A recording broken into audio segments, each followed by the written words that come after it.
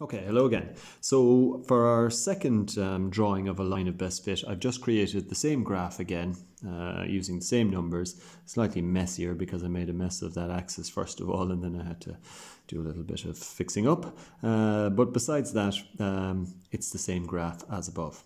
Now, the second method, as I say, slightly more accurate, but still you're going to have different people with different lines of best fit by the time you're finished. Also, if you were asked just to draw a line of best fit, they would normally, in a maths question, tell you which way they wanted to do it. In other words, if they didn't mention this way that we're about to do now, then probably they're okay with just a kind of straightforward drawing that we did above. Otherwise, if they really wanted you to use this method, they would probably specifically ask you to do it this way. So let's have a quick look. What it involves is, first of all of our x values here, we were going to get an average of those values. The average we're going to use is the mean. We're also going to get the mean of the y values.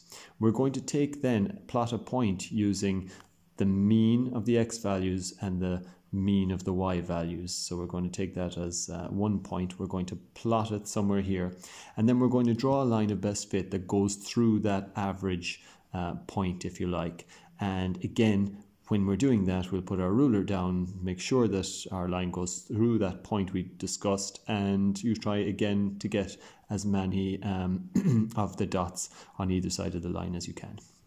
So let's get the average first, and I'm going to use this notation, the x bar for the mean of the sample data, and it's all of these. So 1 plus 3 plus 4 plus 5 plus 7 plus 7 plus 9 plus 9 plus 9 divided by 1, 2, 3, 4, 5, 6, 7, 8, 9 values, isn't it?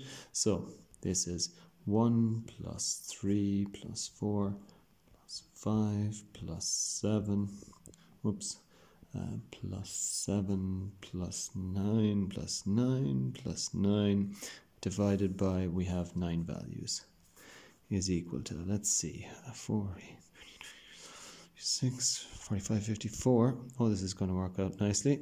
54 divided by 9, and 54 divided by 9 is 6. So 6 is our average, or our mean of the x values. Now let's find the mean of the y values.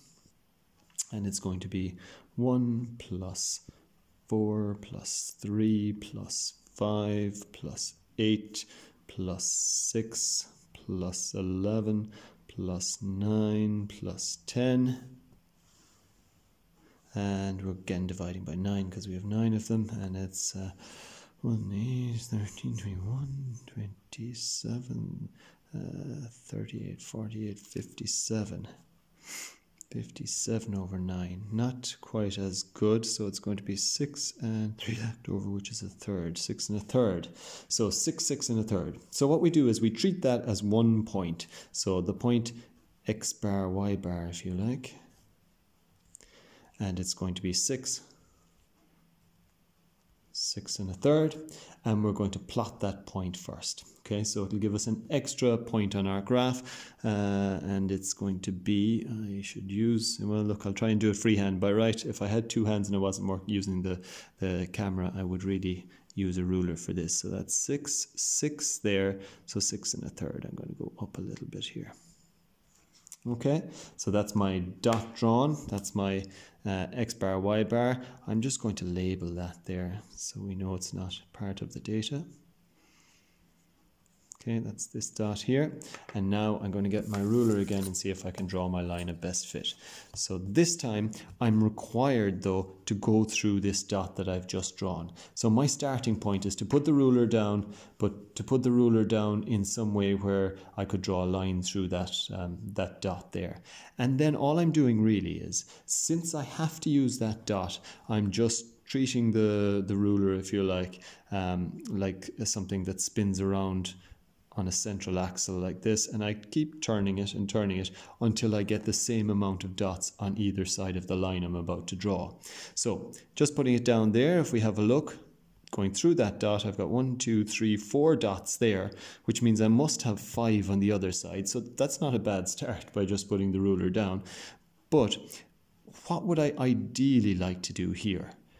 Ideally, I'd like to have 4 on this side and 4 on this side, and have a second dot that goes through the line of best fit. And so I can do that by just spinning this a little bit. And there I have my second dot. So if I drew a line through that, I'd have my line of best fit going up like that. Now that's not the only one I could have chosen. I'm sure if well, no, at this rate, I could choose that, but what would I be doing? I'd be drawing a completely wrong line. I'd be drawing a line which indicated that there was a negative correlation, but there's not. So we must bear that in mind at all times as well. So I think my best choice anyway, without going any further, perhaps my only choice, is to draw the line going through this dot, and that should give me then 1, 2, 3, 4 dots on that side of the line and 4 on the other. So I'm going to put down the camera again for a moment and draw that line.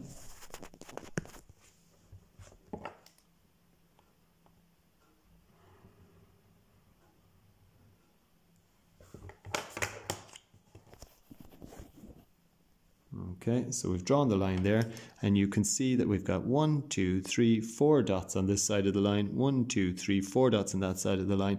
It has to go through this dot, and we just put it through another dot as well, so we'd have the same number of dots on either side of the line.